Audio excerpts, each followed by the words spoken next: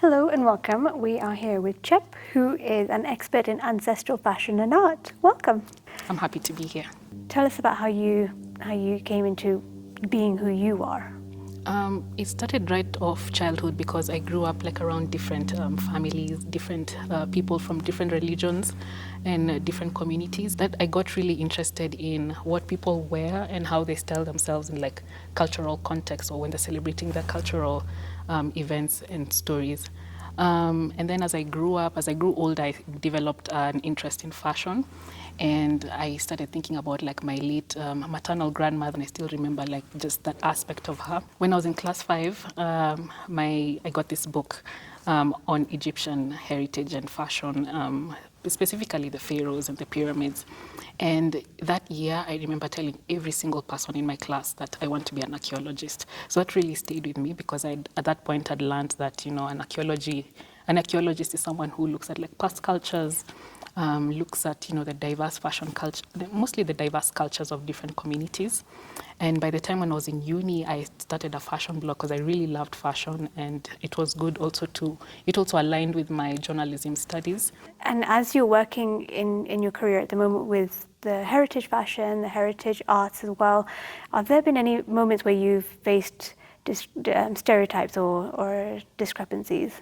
When I first started out, there was a time just sitting at home outside at a kiosk in one of those tables, like, and then this elderly woman who usually like buys stuff around our neighborhood comes and sits next to me, and she looks at me like for a long time, and she's like, "Oh, kwani wewe ni traditional dancer? Are you a traditional dancer?" Because of the way I was dressed. So I was wearing this fabric dress that I'd gotten from Mali, and a Maasai necklace that I just got from Maasai Market, and I had like my whole afro out.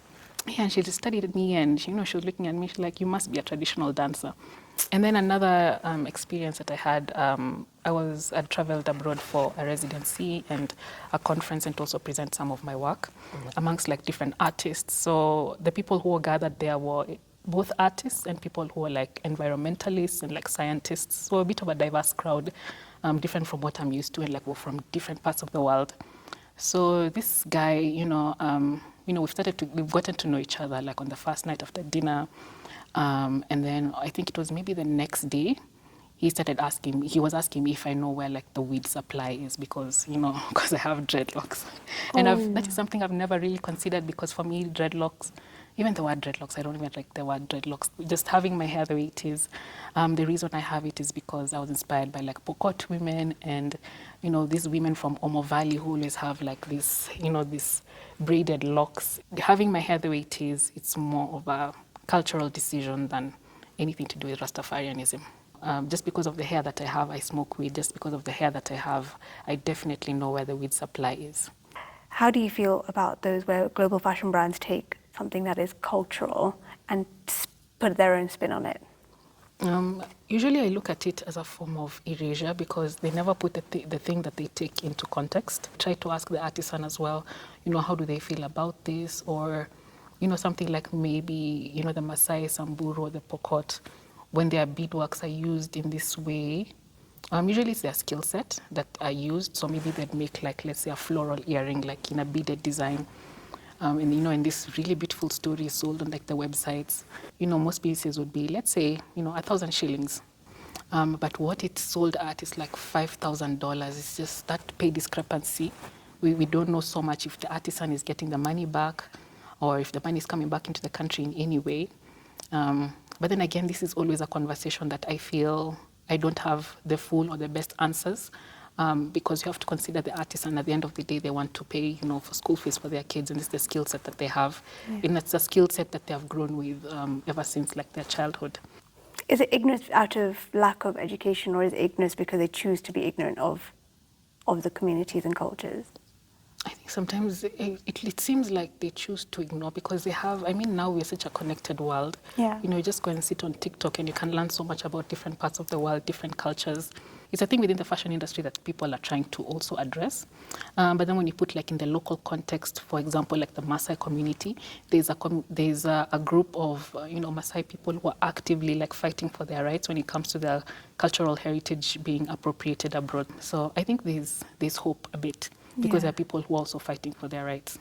Good. Good. It really is inspiring to see that we are fighting from the ground up, as much as it is sad because we shouldn't have to. Yeah, yeah, we shouldn't have to fight for things that, come so naturally to us. These are things that, our ancestors took time and just like designed. But I'm hopeful with this generation. There are people who are really interested in like looking back and looking at, what we used to wear and really questioning like these things of like cultural hierarchies, like why is a certain culture or art or design aesthetic more important than the other. Yeah. So I love that those conversations are happening now, and I love that people are educating each other more right now. And I also love that we're validating different forms of knowledge. So even that's one of the things that we do at work. In my work with the Global Fashioning Assembly, we talk about like these diverse knowledge systems, diverse ways of knowing, because information or stories from my grandmother are just as valid as what I'd get from a lecturer or what I'd get from a book.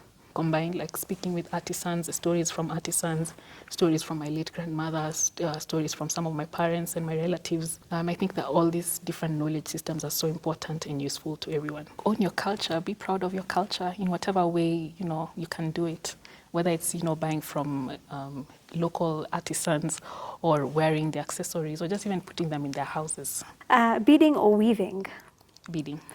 Indian food or Swahili food? Oh, that's a tough one. It's a tie for me. It's a tie. Local travel or international travel? I think I like mixing both because I learn a lot from international travel, because something like when I go to South Africa or, just going even next door to Uganda or Rwanda, I learn so much from them.